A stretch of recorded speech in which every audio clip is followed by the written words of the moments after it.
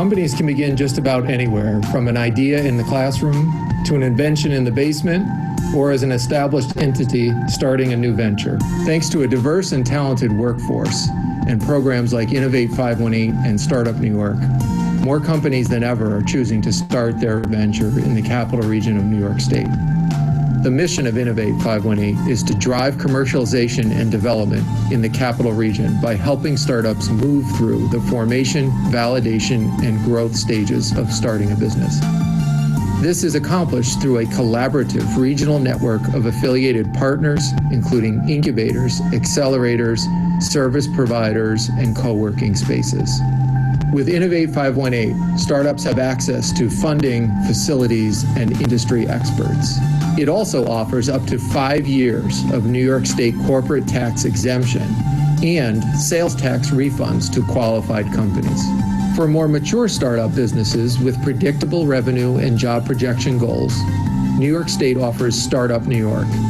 In some cases, the program is the next step for companies that have worked with Innovate 518. Startup New York provides 10 years of New York State tax exemptions and sales tax refunds, as well as innovative academic partnerships with direct access to advanced research laboratories, development resources, and experts in key industries. Starting a business is never easy, but access to the right tools can make a world of difference. Together, Innovate 518 and Startup New York help startup companies to not only grow, but thrive in New York State.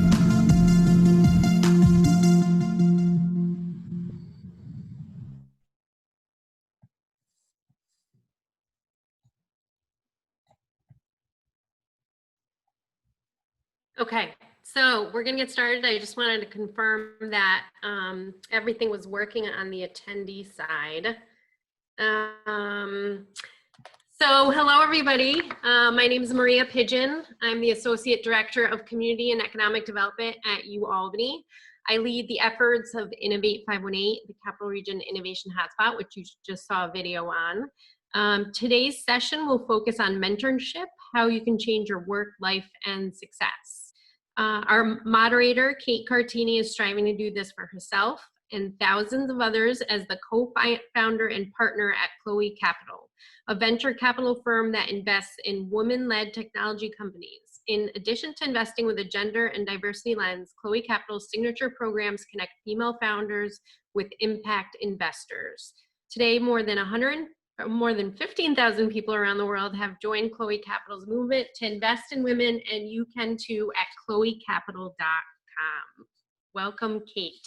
Oh, thank you, Maria. I couldn't have said it better myself. And hello, everyone. Happy holidays. Can you believe it's already approaching us?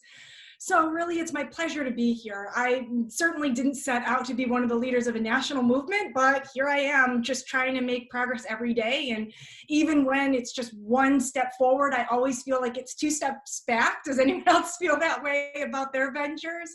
I've only really made it this far because of the people who I've had in my corner, including the Innovate 518 team and all of the partners.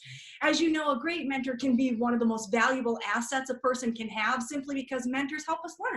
And they hold us accountable and they push us to perform at our best. So in today's event, we'll discuss best practices for building strong mentor-mentee relationships and how to achieve goals together.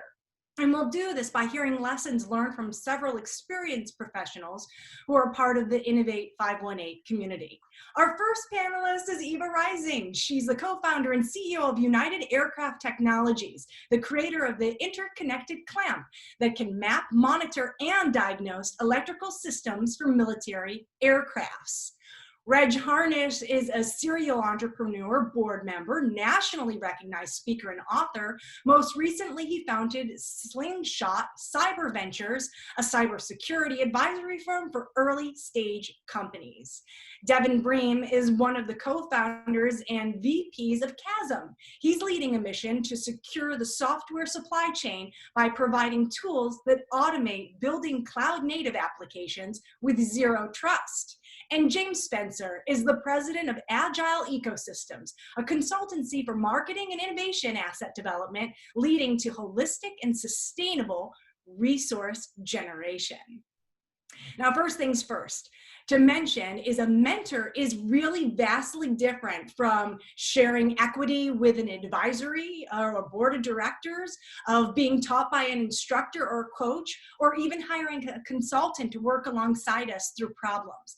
A mentor is simply someone who we identify with to bounce ideas off of. They don't even need to be an expert in our industry. For example, my father was a financial consultant. Sure, he knew his way around the market, but he knew nothing about investing in early stage companies outside of watching Shark Tank, of which we love to do together. But it was his life experiences and his words of wisdom that helped me perform at my best. He was my best mentor.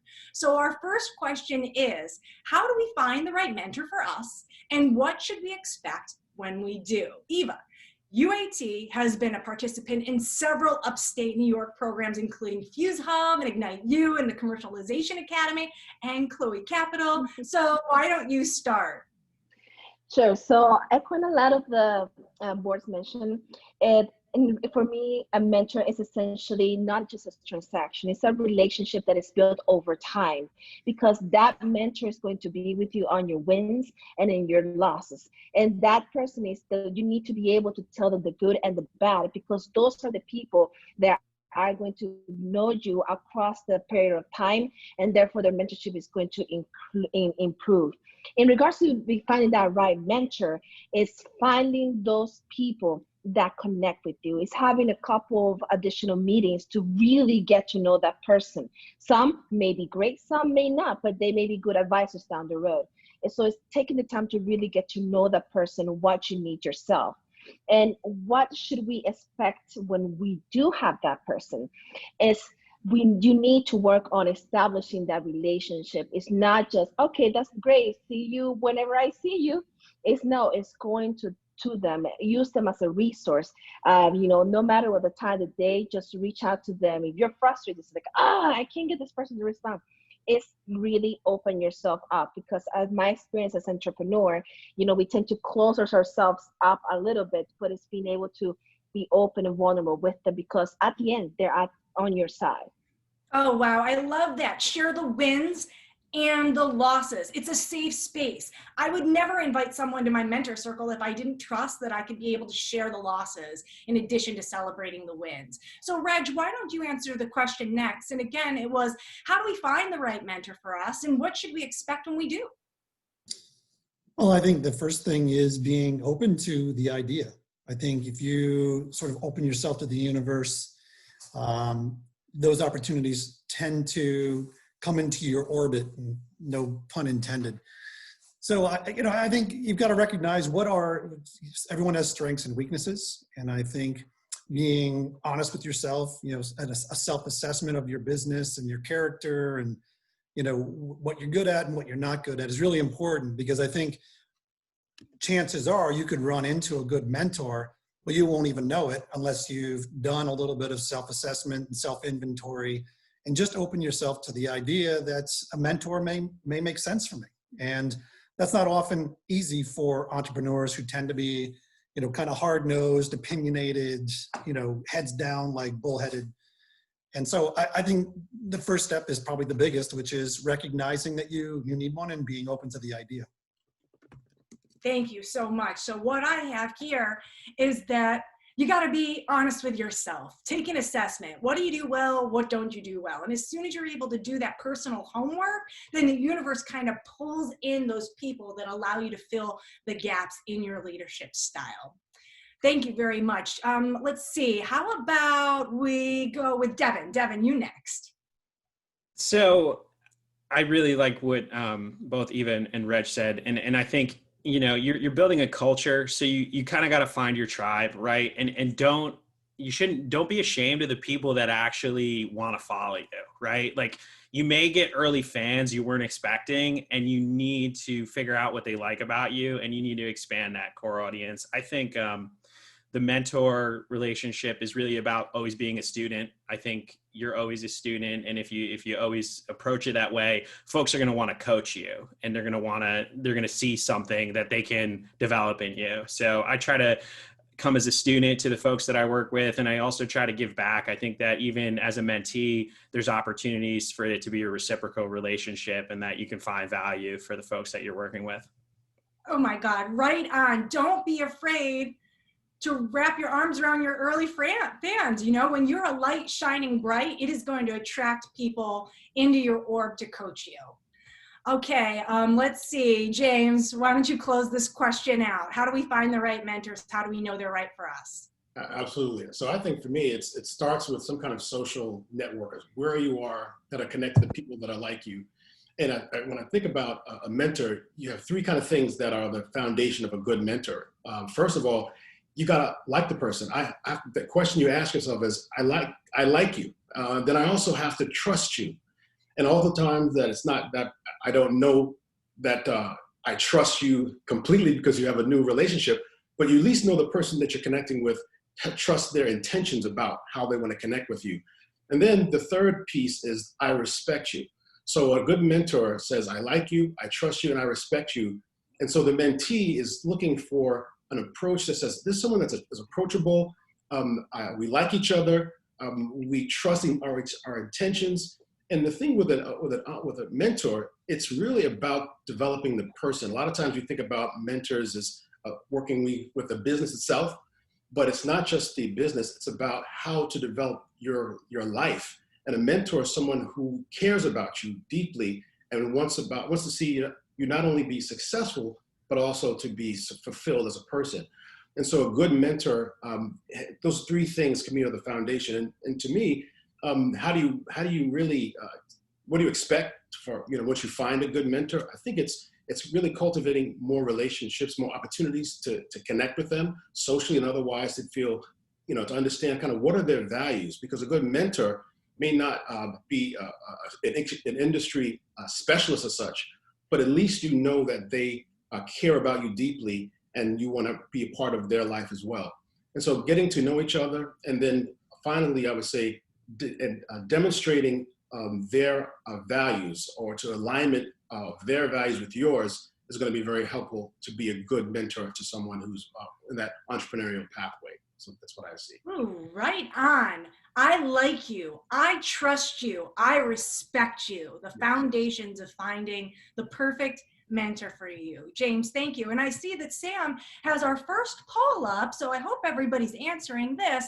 The poll is, have you ever had a mentor for your business? It's multiple choice, so you can pick yes, no, or you're working on it right now. So far, the majority of the people online have not had a mentor before, 67%, with 33% are saying yes, and 9%, and 0% are saying that they're working on it. So guess what? All the people that say no, I want you to change your answer by the end of this discussion to say that you're at least working on it, okay? So let's go to our next question now. And we have,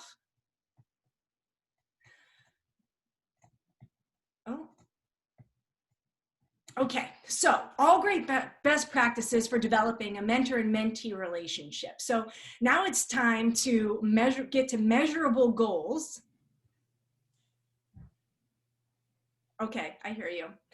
Okay, so now we found the right mentor for us. Just like any other relationship, we need to nurture it so it grows. Reg, you're a member of the UNY 50 Leadership Network with Upstate Venture Connect. So please start by sharing best practices for developing effective relationships between mentors and mentees. I think we've hit on a few things so far, but one of the things that I try to do is tell both sides of the story.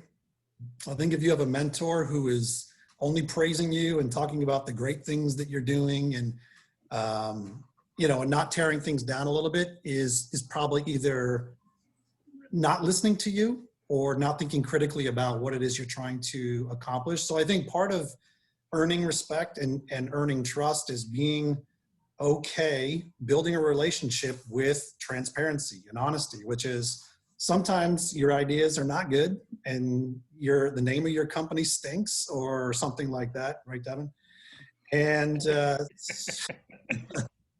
and I think it's got to be it's got to be out there that you've invested in a mentor, and a mentor is investing time in you as well, and that there has to be some transparency, and that's the reason you invest, the reason you even thought about engaging a mentor in the first place was to, have some kind of continuous improvement process, which is looking at what you're doing and trying to make it better. And sometimes there's bad news. So I think part of the investment in the relationship is transparency, even when the news is not great, or you think they should try something else, or honestly, you just don't think it's going to work.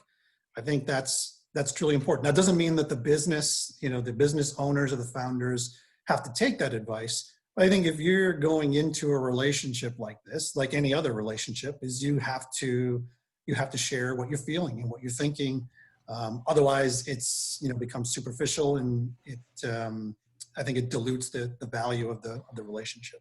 It certainly does dilute the value of the relationship. Listen, we're not here to check off boxes. We're here to really get some results with our businesses and our solutions. So having transparency is great. Now, we could talk about all day the biases, particularly around women in business, as to why we don't share the negatives sometime, but that's a conversation for another day. The moral of this story is, we've heard it from Reg, we've heard it several times throughout the panelists, that trust is key, and you have to be honest, open, and transparent with your mentor to be able to make sure that you're receiving the most out of the relationship. So James, why don't you continue with this? And again, the question was best practices for developing effective relationships between mentors and mentees. Sure. Thanks so much. So I would say what Reg said is kind of the starting point from this kind of perspective of how do you prevent a good relationship to, I'll call it the dark side. So when you have someone who is addressing the relationship from a position of ego, and they asking the question, it's all about me, then it's going to be very difficult to actually have a kind of productive relationship. So when you find someone, whether it's the mentor or the mentee, who is focused on themselves and on their accomplishments, and we know how it is when you have a great education, you have been very successful in your business pursuits.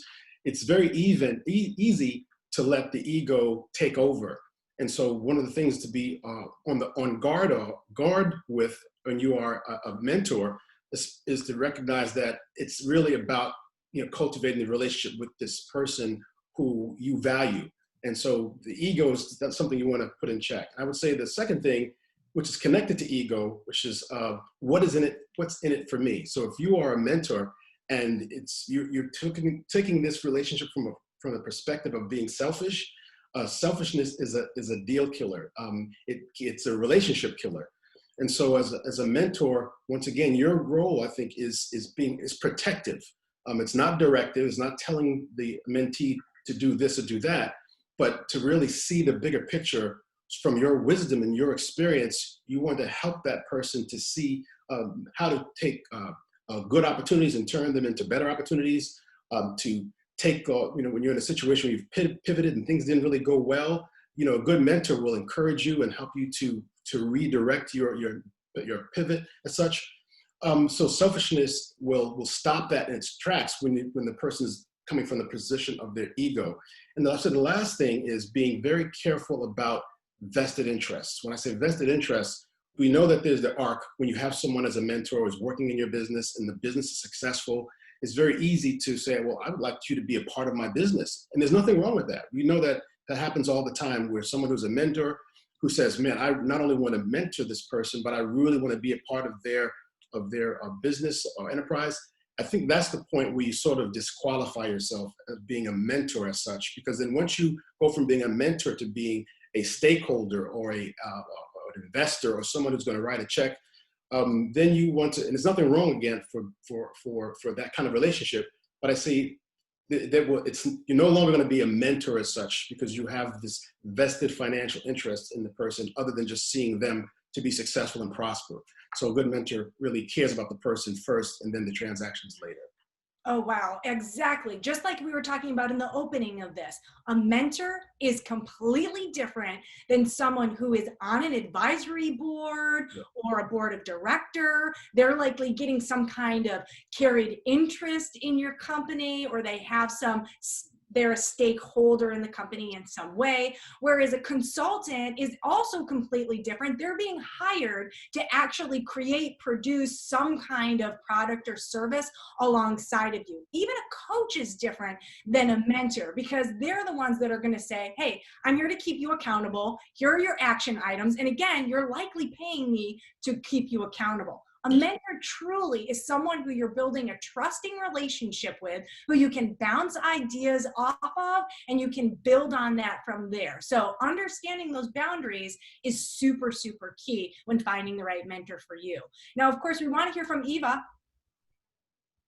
So yeah, I would like to echo a lot of the things that I already mentioned, but one of the things that I think I found useful from my side, as mentioned, sometimes as a woman in business, you sometimes tend to avoid the negative because there's a lot of stigma surrounding it, and you have to be perfect at all times. And it's a process that I've been fortunate enough to be able to learn and go past it. So the way that I've gone about it is that at the beginning of the relationship, I tend to start, I'm not as delicate. You can be rough with me. I want you to be honest. You're not going to hurt my feelings. I'm here to learn and be open for that constructive criticism, because that's the only way you grow, and that's the only way that you can prosper. And the other thing is that I think from the mentee side, that I could say that your mentor is not only to talk about your business, it's a relationship. So follow up with them, like, happy Thanksgiving. How are you? Thanks for your advice. That really worked. Or like, how are the kids doing? Sort of thing. Make sure that relationship is there, because that's just going to make that connection far much more beneficial towards your end goal as a mentor and mentee relationship. Oh my gosh, I couldn't agree more. You know what? It's a competitive field out there. We certainly always feel that we have to be perfect, but whether it is coming at us from society, these biases, or they're deep, deep down with us, we've got to let them go, because it is the only way women in business are going to move forward, is when we trust and we accept the help from others, particularly our ambassadors. So to close out this question, Devin, can you share with us best practices for developing effective relationships with mentors and mentees? I think it's absolutely the trust factor. I think is always the number one thing that drives business and personal relationships. I think the piece that Ava touched on that's really important is that, you have to be kind of vulnerable, but aloof, right? Like you got to be there for the good news, the bad news, the otherwise. I may have some bad news I have to share with Reg after this call, but that's okay. We're going to get through it.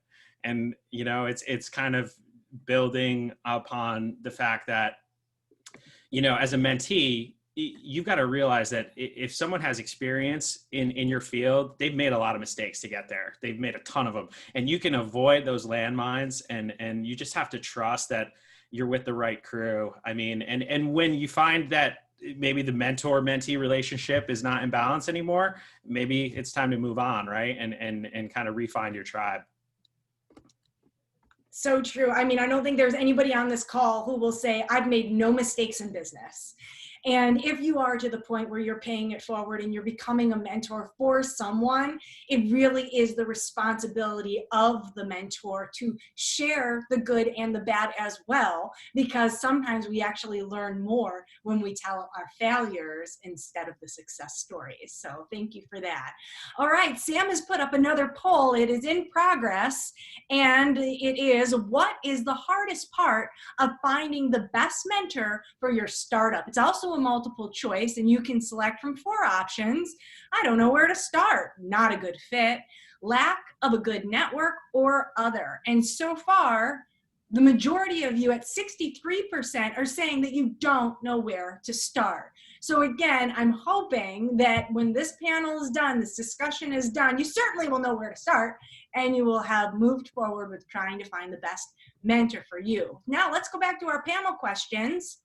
And we're making good time. You know, we promised to get you out of here in an hour, but we wanted to make this a valuable discussion. So the next question is, you know, all of those are great best practices for developing mentor and mentee relationships. Now it's time to set measurable goals and create a plan to achieve them together. This is easier said than done, especially given the roller coaster ride that goes hand in hand with entrepreneurship. Devin, you're a founder and executive at a high growth company in an emerging market during COVID. So please tell us, whose responsibility is it to set measurable goals, and how do mentors and mentees create a plan to stay on track?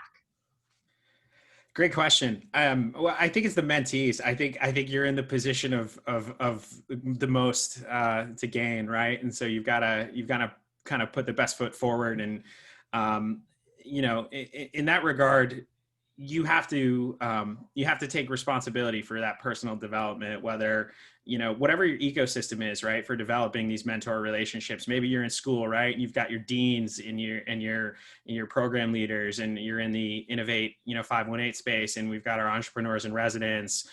You have to kind of, there should be a reason you're there, right? Like there should be a really valid business reason for you kind of needing this mentor, and you should understand it and try to, you know, find folks that understand that. But, you know, I'm very much like an agile kind of guy, right? Like we set milestones, we try to hit them faster, and then we can in the week. We're always at Chasm, we're always thinking 3 to 5 years out. We're in a really, really highly competitive technology market. And if we're not thinking that far ahead, we're not thinking about what the deliverable is for these technologies. And you know, as new, you know, semiconductors come into the market that even make us more competitive, right, in the next couple of years. So we have to set milestones that we can exceed. I like to think of them. There was a writer, Felix Denitz, he wrote How to Get Rich, I believe is the title of the book, but he always talked about BHAGs, right? Big, hairy, audacious goals, and setting goals so big that when you get near them, you've achieved something very commendable. So I kind of approach it that, you know, things aren't going to go necessarily as planned, but we have to kind of get to that end result, which is a massive goal and you know, big, you know, a big takeout, whatever industry we're working in. That's fantastic. So just to clarify, it is the mentee's responsibility, in your opinion, to set these measurable goals because, FYI, it's their business. Right. Okay. 100%. 100%. Okay, let's hear from Eva now. Whose responsibility is it to set these goals, and how do mentors and mentees create a plan to stay on track? I have to echo Devin. Nobody is going to know your business better than you. You're there on your day-to-day basis, and you know the market better than anybody else. Especially your mentor may not be as knowledgeable in that market as you are. So it's your responsibility to set those measurable goals. Now, the way that I personally have found and how to stay a plan and stay on track is setting up some you know, recurring meetings with your mentors. It doesn't have to be every week. It doesn't have to be every day. It could be every 2 weeks, but have a meeting so you are held accountable for delivering on those goals. And in those days, it's not, yes, everything's perfect. I am perfect. And once again, it said, okay, I'm on track so far, but then maybe next time, okay, I'm not so sure anymore. So that way your mentor can be useful for you to help you address, okay, where are the inefficiency? Let's fix them. What can we do to make sure you keep hitting that goal? So for me, that's the most important. It's just, you know, setting your goals yourself and having trackable progress by recurring meetings. You know, what a really simple way to do that. You know, if I see that I've got a meeting on the calendar with someone, then I'm going to make sure that whatever we talked about in our last conversation, I've at least moved the needle on it in some way. And if I haven't, guess what? I'm disrespecting that person's time, which again is likely a volunteer position. And that's certainly not a way to build a relationship and to build trust. So to continue to set those reoccurring meetings is a perfect way to set measurable goals. What do you think, James? Well, I would say that we're all in agreement so far that mentors do not set measurable goals on behalf of the business. I would say that what mentors do is that a mentor helps a mentee to align their goals with their own values. So it's the difference to me between success and fulfillment. Success means that I've set these goals and I'm working to meet this revenue number, market share, market penetration, whatever your business goals are. The mentor will help you say, is that really what you're trying to do, or why are you doing this? So there's I guess a metaphor, the idea of living, trying to climb a ladder. So every one of the rungs is an objective or a goal that you're trying to achieve. And at the end, you hope to be at the top of that ladder, looking over, the plane to say, okay, this is the ocean over here, here's the valley over here. But what happens is a good mentor will make sure that that ladder is leaning on the right building, so that when you get to the top, you can look back and say, this is what the vision that I saw, and now I can create new goals to go to the next level. So for me, a good mentor helps you to validate what you're trying to do, to make sure that, and a good mentor says you have all the experience, you have the benefit of knowing what, well, a good mentor, because they have experience, because they have wisdom, because they've been there, done that, and now the good mentor helps that entrepreneur align and set those goals, but not to follow, to do them. And then I think Eva already said it. It's a great idea, is having these meetings to say, okay, I'm not going to tell you what to do as the mentor, but I'm here to be your accountability partner, and that just by doing those meetings on a regular basis are important, because we know that you're busy as an entrepreneur, it's easy to procrastinate. So when you have these regular meetings, it helps you to kind of to reaffirm the importance of those goals, and then to work to really go beyond those expectations and to succeed. And with a good mentor, you not only succeed, but you have a fulfilling purpose, not just to actually complete it, but to know why you did it. Wow, you are spot on. I mean, I can't tell you how many times a day I sit down and I know exactly what I need to do, because I have a product roadmap and I have a mission statement. But oftentimes, what I know that I need to accomplish on the technical side might not necessarily be aligned with what we've set forth in terms of the Chloe Capital mission to invest in women-led technology companies with diverse leadership teams. So when you say that the mentee is responsible for setting these measurable goals and the mentor is responsible for aligning the missions together, I couldn't agree more. And perhaps, will you be my mentor, James? My pleasure. Reg, why don't you close this one out? Responsibility, who's responsible for measurable goals, and how can we create plans to stay on track? Sure. Well, I think if the mentor is setting goals, they're no longer working on the business, they're working in the business, and that's not what a mentor does. I do think, though, the mentor, as long as they have been there and done that, because I've run into a lot of mentors who have not been there or done that, I think it's their challenge, responsibility. They're accountable for explaining why goal setting is important, how to do goal setting, challenging the goals that the mentee may have set for themselves. And I think there's also probably unexplored ground that the mentor can bring. So for example, a new entrepreneur, a new founder may not know the importance of understanding the values of their company. They're so heads down, maybe they're writing code or they're selling or they're doing whatever. And there's a couple of other, I would say, institution-wide fundamentals that most entrepreneurs would never think of, because it's not really, actually most CEOs, experienced CEOs don't even think of these things. And so one of the conversations I've had with all companies that I've worked with is understanding the values of your company. What is the personality? What behaviors do you expect from your workforce? And then secondarily, what is the legacy, right? So not just the vision for the company, but what story are you writing right now? Because you start at the end and you work your way backwards.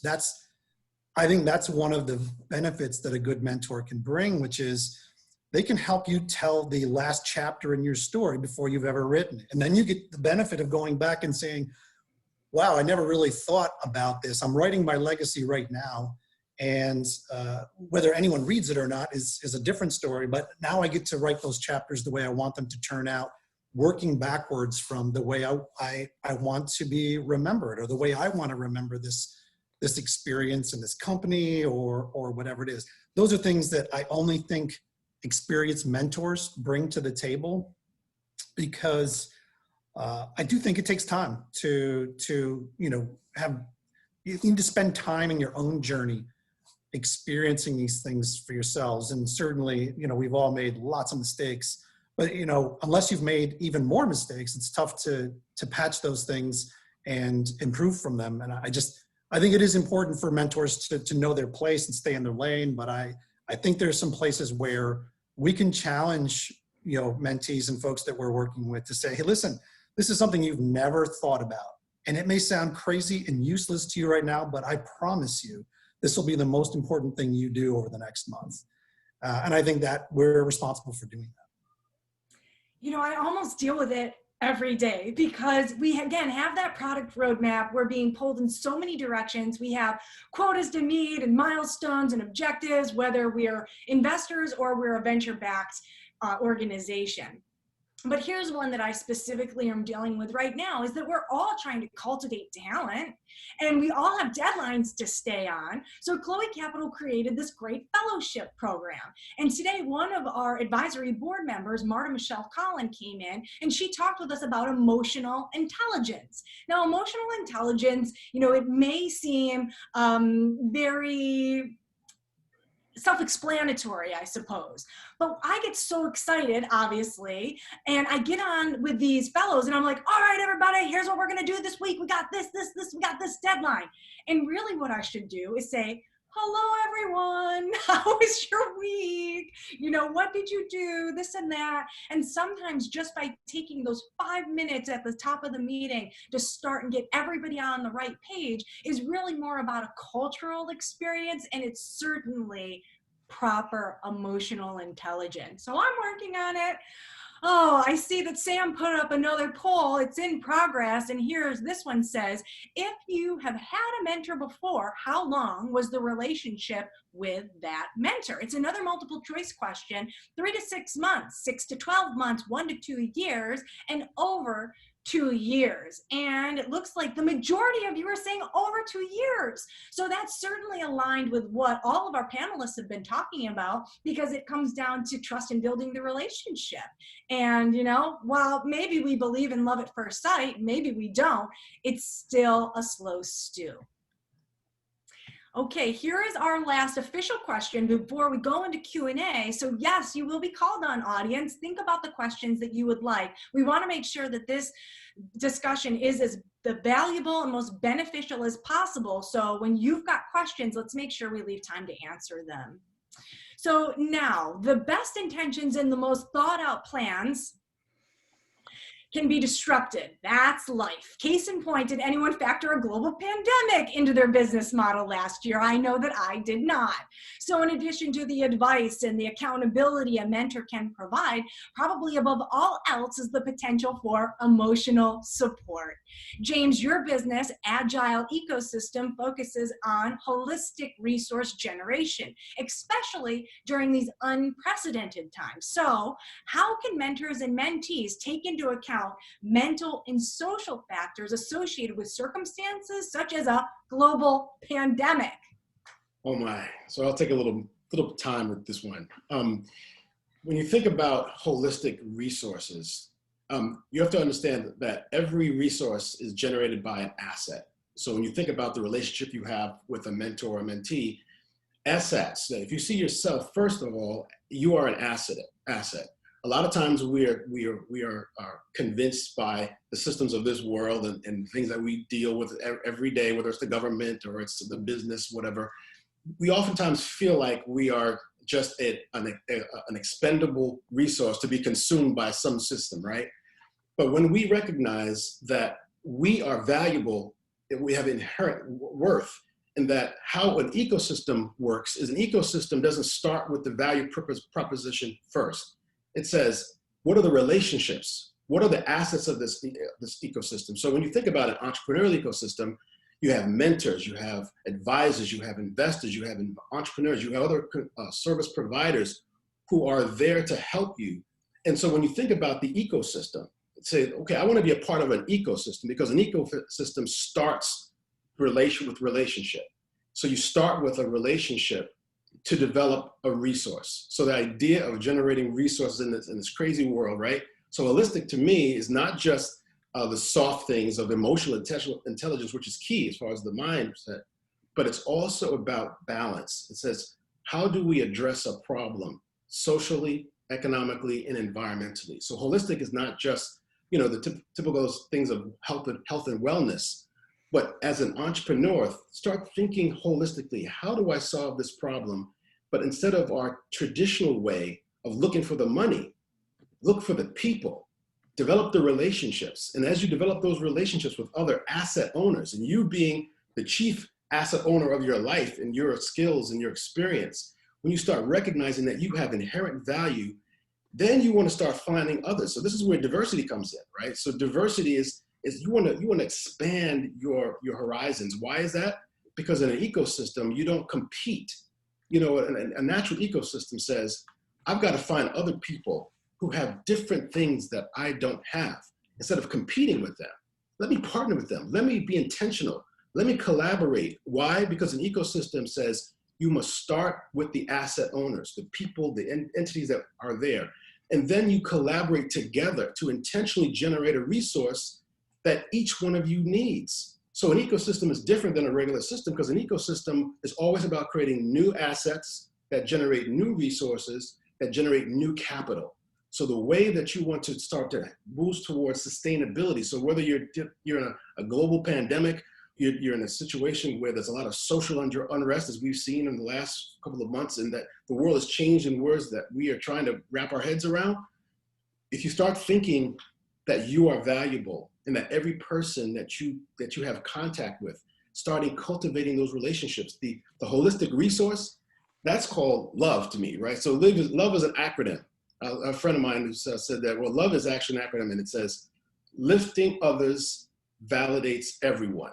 So when you start thinking about others, and as a mentor, you have the opportunity opportunity and the responsibility to really lift others, to help them, not just for yourself, but as you do that, as you create opportunities for others to help them, to give them counsel when things go wrong, and that celebrate them when they are successful, those are holistic resources. Those are the relationships, the outcomes of those connections, and those trusting connections. So for me, I'm sorry I talk so much, but this is an important thing. If we can start thinking about ourselves as assets that want to collaborate intentionally, then you can create anything, because an ecosystem starts with innovation.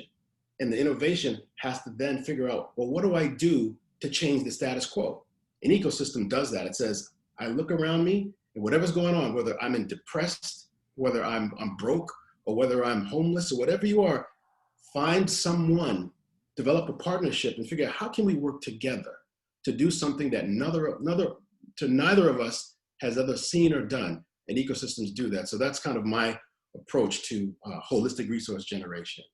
I agree. I mean, let's take Innovate 518 as an example. Exactly. This is a community. It is a ecosystem where it has startup companies that are trying to grow, but guess what? They need to attract talent to grow. How are we going to attract the talent here? Well, we have incubators and accelerators and competitions and mentors in business services and funding, whether it's private sector or public sector. It all is part of the TV dinner. And when it works together, we're attracting the talent here so the high growth companies can grow, right? It is about the talent in addition to anything else. So James, thank you for that. What do you think, Devin? How can we account for the mental and the social factors associated with circumstances like a global pandemic? Great question. And just to dovetail right on the talent piece, there's only two ways in the whole world to get talent. And I like to remind myself, you can either coach it or poach it. That's it, right? So you've got to invest in it, and you've got to create that relationship with the folks that you're surrounding yourself with. And, you know, as a startup, as folks that want to develop others, right? And we don't have the talent pool, right? There's a shortfall in security. We have to create it. So we have to go out there and find folks that are kind of like us in the sense that they're hungry, they're motivated, they see solutions, not obstacles. We can help them to have those skills, right? And a lot of the great reasons that companies are successful, I think, goes back to what Reg said about the values and having something that feels like a family, right? That people can hold on to, because we all come from socio and economic different backgrounds, right? And what unites us is that pursuit of something maybe a little bit greater than ourselves. And I think that's kind of what I try to give the folks that I work with and the folks that we bring into our teams, is that we're working on something together. You're not a commodity. You're a unique resource, and you can do things that you've never done before successfully. And you can, and that's the human condition. So I start with that mindset, and I try to, I think like you said, Kate, I start the call with, hey, how you doing today? What's going on? How's your family?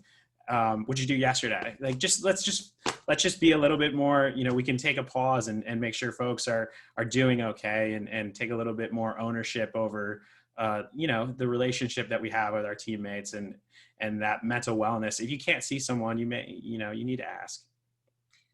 Good point. Now, Reg, something else to point out, again, you know, you're all business owners on this panel, and yes, you may have mentors, but even as business owners, you're mentors for your employees in a lot of ways. So the struggle of getting past this pandemic in terms of social and emotional well-being, how have you been able to navigate? Well, first, honestly, I'm not sure I have been able to navigate, maybe not as well as I had hoped, or how, you know, as well as folks expected me to.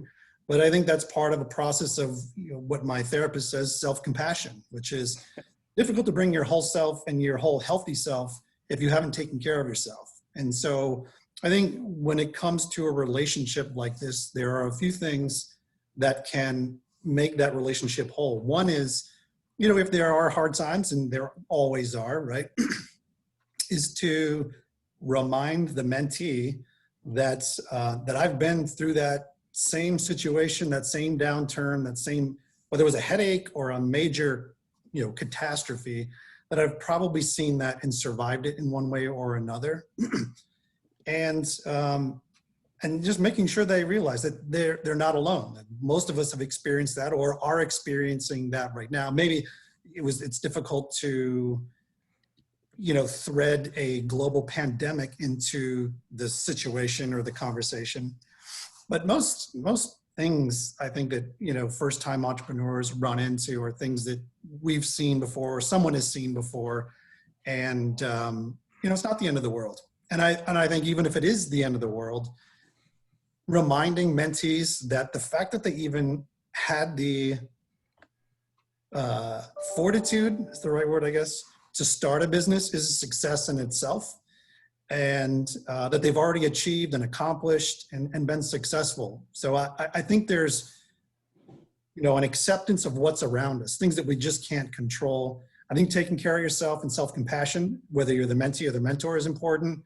But then I think recognizing that we're not alone, and this is a process that really hasn't changed much since businesses were invented, and that we'll get through this, and hopefully we'll get through it together.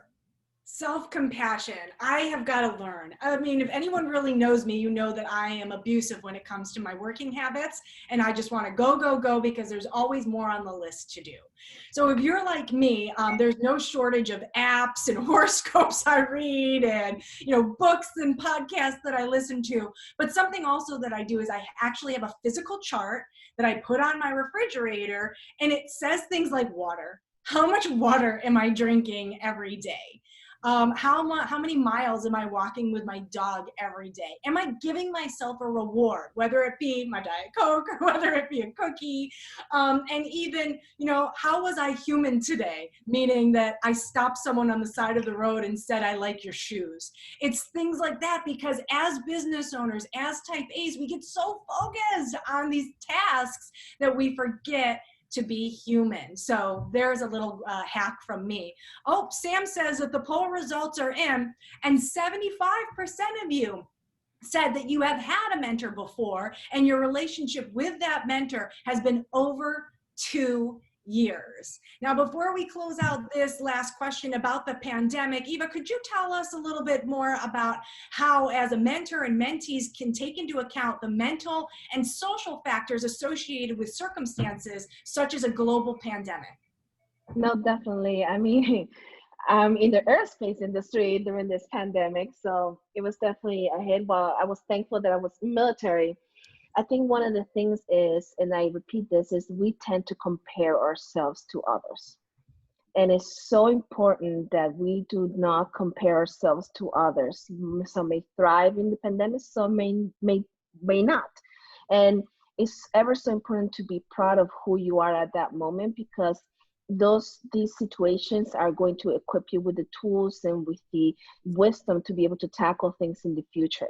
So it's important because, like we all said, we tend to be type A personalities.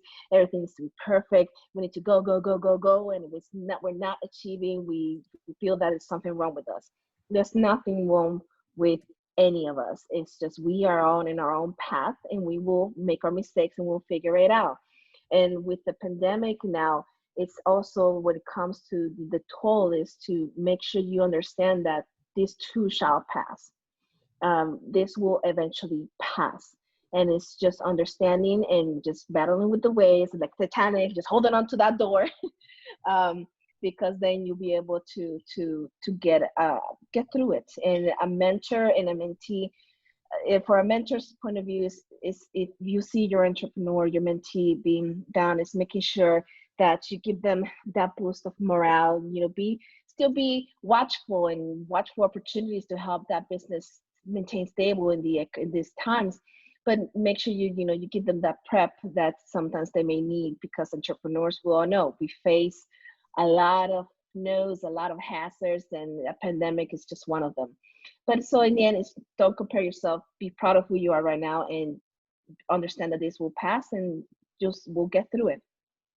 This too shall pass. And I know that Thanksgiving is around the corner, and there are jokes that Cuomo has canceled Thanksgiving, and it almost sounds like a Charlie Brown Christmas sitcom, and I'm sure South Park will do an episode on it. But the moral of the story is health and safety, everyone. And if it means that we need to stay indoors and we need to reduce going out to restaurants and reduce the amount of people in our homes, and that is going to get us to the next level, then that's what we need to do as smart individuals to make sure that this too shall pass. Now, we've got about 8 or 7 minutes left before the close of the session, so let's open it up to some Q&As. Sam, do we have anybody that's already put some questions in the chat?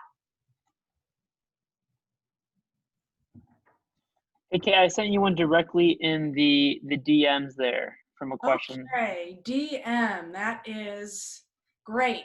So not sure if you can see the Q&A, but here is a question from the audience. Oh, that's you. Oh, this is from Matt Grattan. Building on James' point of the asset building, one of our biggest challenges in the capital region is our geographical and multi-urban diversity of communities. Basically 4 cities, not 1.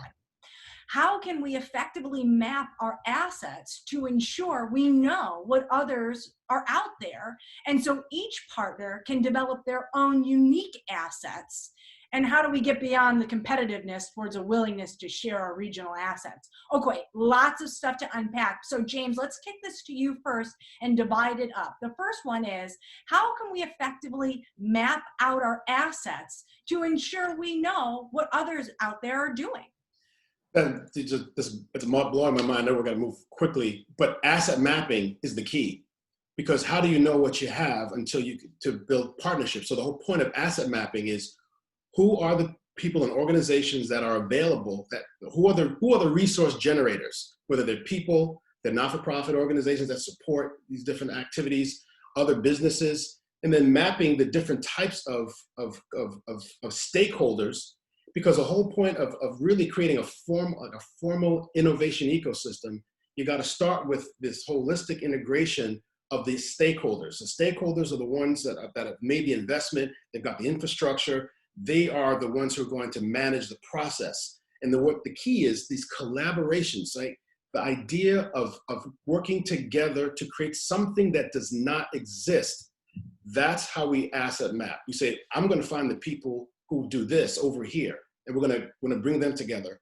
But then we have to have these collaborations, these contracts, these agreements that say, we're going to do this piece, you're going to do this piece, and at the end, that's the whole point of intentional collaboration that leads to creating new capital. And that's what we want. Capital is not just monetary, but it's anything that will generate resources in that particular environment. So to me, it's asset mapping is a process of integrating the different assets of a stakeholder community, leading to relationships that do something that doesn't exist before. Absolutely, and people call them connectors, right? Community connectors. Bob Manassir is the best connector out there. We're lucky that Innovate 518 has really already done all of this asset mapping for us in the capital region, and all you really have to do is go to innovate518.org to see that. But to James' point, now you need to take it a step further and be intentional about which assets are right from you and which relationships you want to grow. You know, I'll give an example. With venture funding, of course, you have to have a fund or portfolio management, but companies that are seeking funding can also do this. You shouldn't just be looking for angel investors or just be looking for venture capitalists. You have to think about which venture capitalist is going to be a lead. Who is going to be a supporting character, meaning they're going to come in with maybe less money, but more resources in terms of marketing or business development or sales or product development. Then you have to think of other non-dilutive type assets like NSF grant funding or community foundation grants or any of these competitions that we have in upstate New York. And then of course you have to think about how savvy you can be as a business owner and how much you can save, which really impacts the bottom line. So if there's any, you know, we always say that we're the janitor, we're the business owner, we're this and that. In the early stages of it, you really just have to be scrappy with that cash. So that's an example of how you can create an asset mapping system just for your fundraising efforts alone. Reg, the second half of this question says, we know that the capital region is geographically and multi-urban diverse of communities. It's really 4 cities in one. So when you have this big ecosystem, how are you really making sure that you're finding, even if it's mapped out for you, the best assets for your specific need?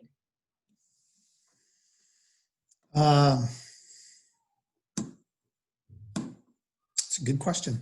I don't know. I mean, I think asking the question is important. I think, you know, for me, again, having had mentors who were just absolutely incredible and brought, you know, a wealth of experience and advice to the table, and then finding folks who were probably the other end of that spectrum, I think you want to ask questions and be critical of, I mean, these are important relationships. So I think it's important that whether you're considering engaging in one or you're looking for one, it's ask hard questions. I mean, it's I think that's a perfectly valid answer. I mean, yes, we can be given a cheat sheet and the best database in the world that says what these assets are, but it's up to us as business owners to pick up the phone, book those meetings, and see where the synergy lies. And as they say, you got to kiss a lot of frogs in this business if you're ever in sales or fundraising. So I think asking questions is a very valid answer. Now, here's another question from the audience. John wants to know, please provide an example of how a mentor has helped you. Devin? Yeah, I mean, I think Reg has helped us tremendously. I think early on he was critical of the name, which was fine. It didn't stop us from recruiting him into the business. And, you know, I think getting someone that, you know, a lot of folks, once you really start developing momentum, they're going to be in your yes club. And I'm happy to know that Reg will always be, you know, in the anti club. And that's why we love him, is that he takes a critical lens that is not like anybody else. And you can't have a coalition without some people that say yes and some people that say no, because otherwise you're just drinking your own Kool-Aid. Very good. And we'll just do one more question because, listen, if somebody puts it in here, I want to make sure we answer it. We've got, in the world of 2020, how would you recommend a young entrepreneur to start looking for a mentor, since there's limited networking opportunities out there right now? More specifically, how can someone differentiate themselves to get the attention of a potential mentor? And how do you suggest we break that initial ice, Eva? So that's actually an excellent question. This pandemic has definitely changed the landscape of how you can do mentorship. Times we used to attend events, and that's how connections happen. But we are fortunate enough that we have a wonderful tool that's called the internet and LinkedIn. For me, LinkedIn is the biggest connector right now, whether it may be not cold. Send message maybe works, but maybe you have somebody in your network that knows that person that can connect you with them. But it's up to you to do that homework. Is this the person that could really, would they be open to mentorship? And just reach out. What's the worst they're gonna say? No. And then just move on. And then of course, while there's a limited networking opportunities, there's a lot of online opportunities and events that happen. So what is important for you is to go and to look into your specific market and see what events online have been happening, because there's been a lot of networking events. For myself in the military, Air Force, the U.S. Air Force, the Agility Prime, all of these where I literally have like a booth online where people come visit me. So there are opportunities for you to try. So just about searching and finding those opportunities for yourself. 100% go where they are. And right now there is no boundaries on the types of events that we can all gain access to. And Innovate 518 on their events page has an aggregated calendar that is supported by Upstate Venture Connect. That's going to tell you where those events are in the capital region. But you should really be looking beyond that at this point, not only throughout upstate New York, but where else? You know, if you specialize in cybersecurity, then let's go to the best cybersecurity event for you and get out there. So thank you all for attending today. We're only 2 minutes over, and I think that's pretty awesome. But before we leave, let's kick it back to Maria to make sure that we haven't missed anything. Happy holidays, everyone. Thanks, everyone. You guys did a great job. All the panelists are great, and we appreciate you taking your time out during this holiday week. So thank you again. It was a lot of great information. And Kate, thank you for being a wonderful moderator. She's always there to support us, and we thank her very much. And I think that's it. If anyone has any questions, feel free to reach out to us, and we'd be happy to help. Hopefully everyone has a safe and happy Thanksgiving. Thank you, everyone. Happy holidays. Thanks, everyone. Bye-bye now. Take care. Bye. Thank you.